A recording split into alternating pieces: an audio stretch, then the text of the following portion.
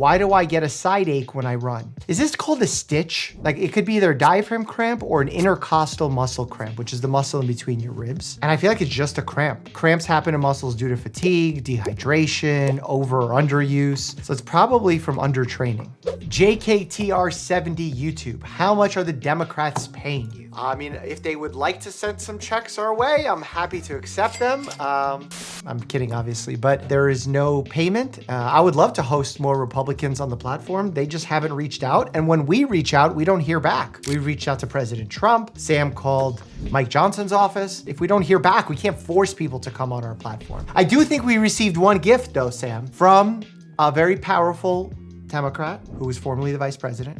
As a thank you for our podcast episode, a bottle of whiskey. Surprising that that's the gift that was sent, but very unique. I think I still have it, just saving it for memory. Shouldn't doctors be forced to show their labs tests publicly to prove they're healthy and know what they're talking about? Well, doctors are hypocrites. Our residency programs basically encourage us to not get good quality sleep while telling patients to get quality sleep. Just think about that as the #1 hypocrisy. Is 6-7 hours of sleep enough for teens, or is it silently wrecking mood, grades, or growth? Honestly, like kids lately have just been dominating me, asking me like, is 6-7 hours of sleep enough? Is 6-7 ounces of meat valuable for a meal for protein intake? And I never understood why. But now I do. 6-7, no, 8-9 hours of sleep. 6-7 is not enough. For the dinner protein question, 6-7 ounces of chicken breast or something, that could be okay. But no, and what is this whole 6-7 thing? God, obsessed. Am I the only one who finds short Dr. Mike more attractive than tall Dr. Mike? Are you the only one? I'm sure not. He's a handsome fella. So let's just be completely honest here today.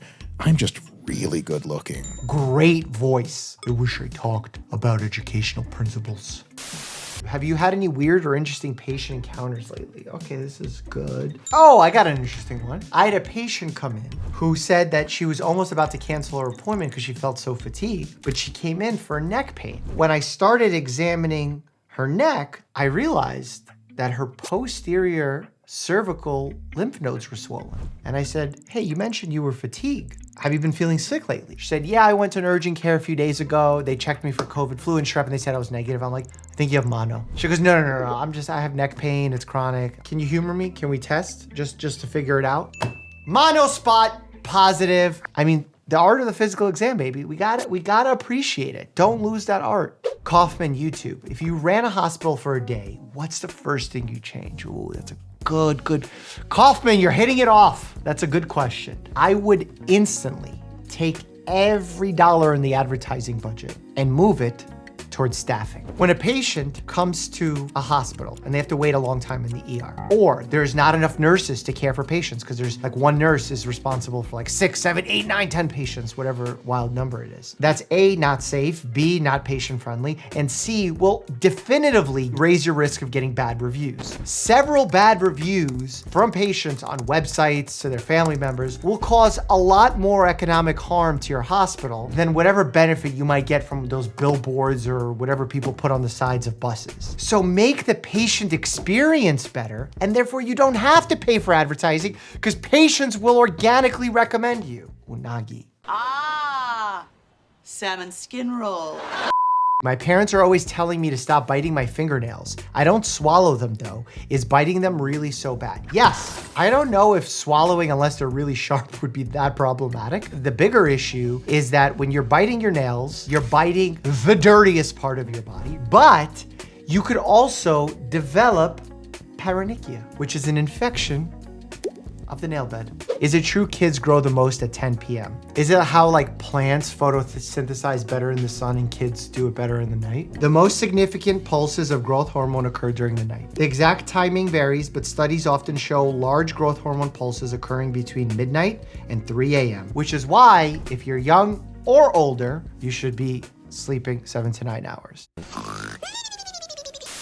Shane S. YouTube, should I sniff smelling salts to give you an adrenaline boost? Okay, so this is interesting, Shane. A lot of people think that smelling salts are a stimulant, and they're really not a stimulant. The way smelling salts actually work is they're usually made up of some type of chemical mixture of ammonia so that when you smell them, they irritate your mucous membrane so much so that the trigeminal nerve actually sends an awakening fight or flight response to your nervous system. So it's not like you ingested something that is giving you a stimulant-based response. It's just like a short, quick wake up. Now, for someone who is fainted and is not getting enough oxygen, perhaps in a first aid scenario that could be useful. Where it is dangerous and where the American College of Sports Medicine actually discourages them is for when people like in the NFL, for example, if they get hit and they're concussed and they use smelling salts to sort of snap out of it, that is not healthy. And now on TikTok, how many of these peeps do you see running up and saying, hey, can you smell my new candle? Can you smell my new cologne? And they're making people, without checking first if they have a hypersensitivity to ammonia, without checking to know if they have an underlying heart condition, smell these smelling salts. Please, if you're relying on waking up your body into a fight or flight state in order to get a good lift, and you're doing that repeatedly, something's wrong in your routine. Something needs to be worked out there. Smelling salts should not be your solution there. Is it true that if you have in your driver's license that you are an organ donor, doctors won't try saving you if they find you in critical condition? That is very false. I have organ donor on my driver's license. I would show you, but I don't want you to steal my identity. You know what I'm saying? I got Bitdefender protecting me, but still, the only time the organ donor comes into play is if you have died and we need to plan for your organs. We don't make decisions about what to do in terms of reviving you based on your organ donation status. We do it based on perhaps your wishes, like if you have a pulse, a DNR signed, but nothing to do with your organ donation status.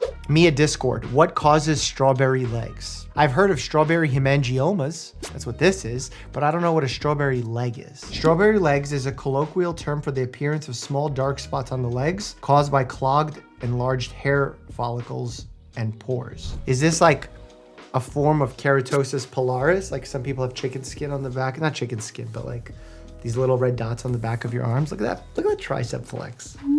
Yeah, boy, it's coming back. Shane, YouTube, I've seen these new sparkling clear protein waters. Can I actually get good protein out of water? What is protein water? I gotta check this out. Clear water protein. And it's grass-fed. Let's be clear. This isn't like any protein you've ever tried. It's smooth yet tingles the taste buds. Why are we so set on trying to hack health foods? Whey protein shakes don't taste bad. And there's no world where whey water tastes better. Which TikTok health trend has been most upsetting you lately? Not a TikTok trend, but for some reason, I don't know why, it's been flooding my feed. Tell me in the comments if it's been popping up for you. Dr. Andrew Huberman has been all over my feed with advertisements targeting me with this AG1 athletic green stuff. I would occasionally enjoy seeing a Huberman clip where he has an expert on and they talk about something medical-wise. But now, when I see a Huberman clip, it's just an ad for AG1, which is ridiculous. It's not something I would ever recommend to anybody. Eat a vegetable, eat a fruit. Why am I so stressed out? Daddy, chill.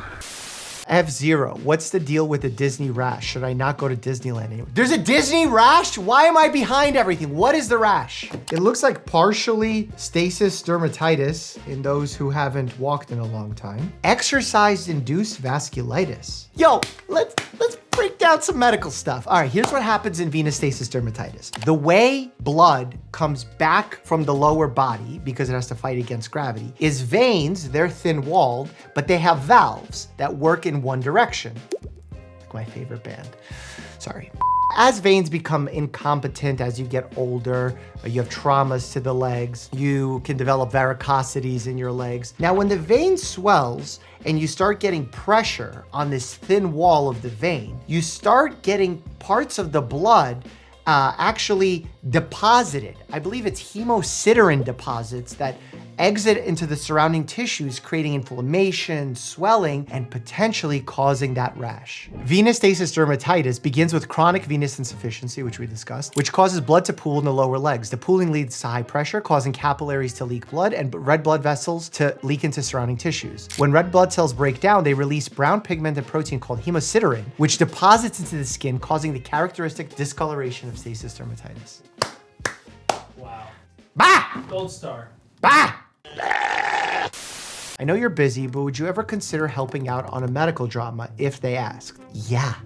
Not only have we began to write our own medical drama, hint, hint, hint, fun stuff. We met with Netflix, we met with FX, Hulu, Amazon. Everyone is very sus about first-time medical drama makers, so I don't know if they believe us yet. But yeah, we would definitely love to help out. Like on The Pit, it would be cool. Like I visited the set, but like to really interact with the actors, not just hang out with them at the Emmys where they're dominating. When's Bear gonna appear on Jubilee Challenged on his stance on trees? What would Bear's episode be called? One bear versus 20 woodchucks. Because Bear got into it with a woodchuck the other day. And what I've heard in doing my woodchuck research, because I pride myself in doing research, is that if a woodchuck scares easily, that's normal. But if they start becoming aggressive and attacking you, especially like during the day where you could see them, that's a bad sign. Be worried not just about rabies, but potentially there are some other conditions, I believe that they're worm related, that can lead a woodchuck to act this way. So they could be infectious. Sick cars, but where did the R8 go? Bro, the R8 is like, I'll tell you like 10 years ago, but I guess it wasn't that long ago. It was probably like 6 years ago. What's interesting is some of you may have seen Marquez Brownlee, MKBHD, drive my cars and review my cars on the YouTube channel. But since then, the garage has already changed. My most recent car though, was a purchase made to support Bear and Rib. And that's the RS6 Avant Audi. If you know, you know. Wagon love. Are you getting gray hairs, sir? I am. Can you see it? Zoom in on this, you'll see the gray. Each one of these hairs represents a year of medical knowledge. Gray hair, own a dog that's a bear, as they say. Oof, we're gonna have to work on that one. That was good. We gotta work on that one then. Gray hair, never need to use Nair. Please! Please! It's unfair that people are criticizing my gray hair. No! Now I don't even know what you're doing. Rococo Puffs, Discord. What's the most random object you've accidentally brought home in the pockets of your scrubs? Oh, I know the answer to this. Hemocult cards. Everyone's probably like, what is that? If we're concerned for a patient having a GI bleed, we need to find out if there's blood in their rectum. And the way we do this is through a rectal exam, a digital rectal exam, where we take a sample from the rectum, and then we have these cards with two little slits on them, or two little areas where we could put the stool sample. We close the card, flip it around. We have this solution, and based on the change of color or the lack of change of color, we know if there's blood present. How interesting is that? Pretty random to bring one of those home. I am so random. I can't believe I just did that. Sorry. Why did Dr. Mike skip episode 11 of the Pit reaction videos? Because you weren't excited enough about it. I didn't sense the excitement after episode 10. It hit 1 million views and I was excited about that, but I would have liked to see more excitement because we did 12 and 13 with an ER doctor as a guest, Dr. Donald Pettit.